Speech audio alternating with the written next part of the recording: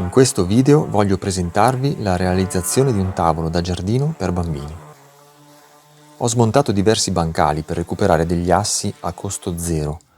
Così, guardando tutto questo bel legname, mi è venuta l'idea di costruire un tavolo da mettere in giardino o da abbinare alla casetta di bancali. Un tavolo in legno, si sa, è un ottimo arredamento per il giardino. Questi travetti di legno massiccio mi hanno suggerito l'idea di un tavolo che fosse resistente e stabile. Ho usato le due metà di un travetto da mettere sotto per poter avvitare e tenere insieme il piano del tavolo. Per la forma ho preso spunto da un'immagine sul web che mi è piaciuta molto. Ho modificato un po' le misure e ho pensato di avere abbastanza materiale per cominciare il lavoro. Sarà un tavolo anti-ribaltamento, quel che ci vuole per i bambini. Questi travetti da 65x35 sono ottimi per fare un piano di un tavolo. Anche questi provengono da due bancali diversi. Infatti il legno ha due colori differenti che accostati mi sono piaciuti molto.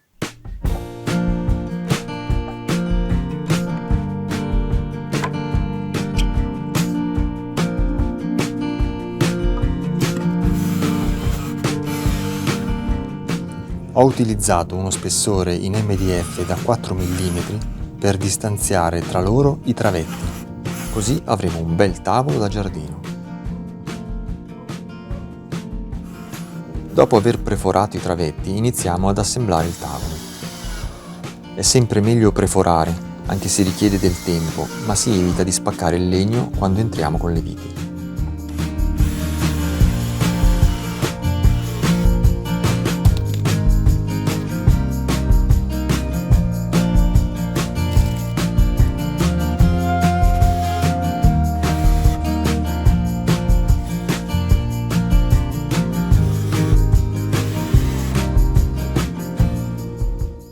Le gambe.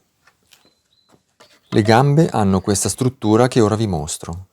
Due assi tagliati in testa con un'inclinazione di 30 gradi e una traversa che li unisce circa a metà altezza. La traversa deve sporgere quanto basta per sorreggere un paio di assi che serviranno da panca su cui sedersi, mentre l'altezza da terra deve essere come quella di una sedia per bambini, circa 30 cm.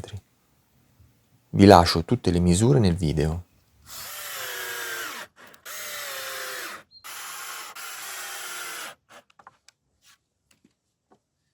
Eccola qua, e anche la seconda gamba è pronta.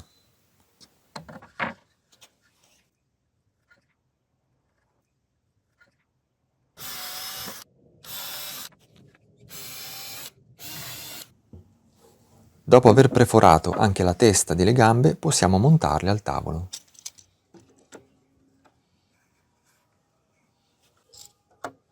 Questa volta ho preferito non usare delle semplici viti per legno, ma dei tirafondi. Purtroppo mi mancava il bussolotto per l'avvitatore e me le sono dovute avvitare tutte con la chiave.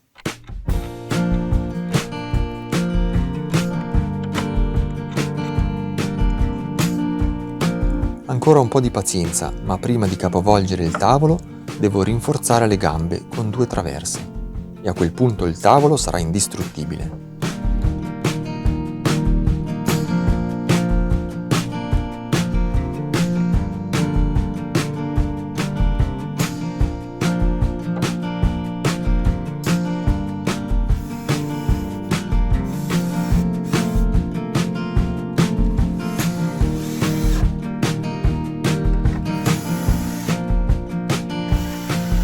Ecco fatto, sono perfette.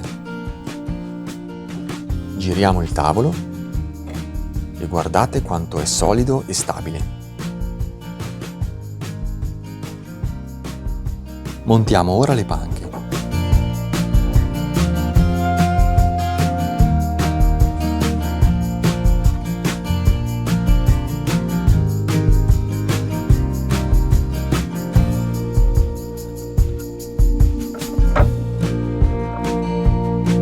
Fissiamo i due assi alle traverse delle gambe, mantenendo i soliti 4 mm di distanza tra loro, utilizzando il distanziale.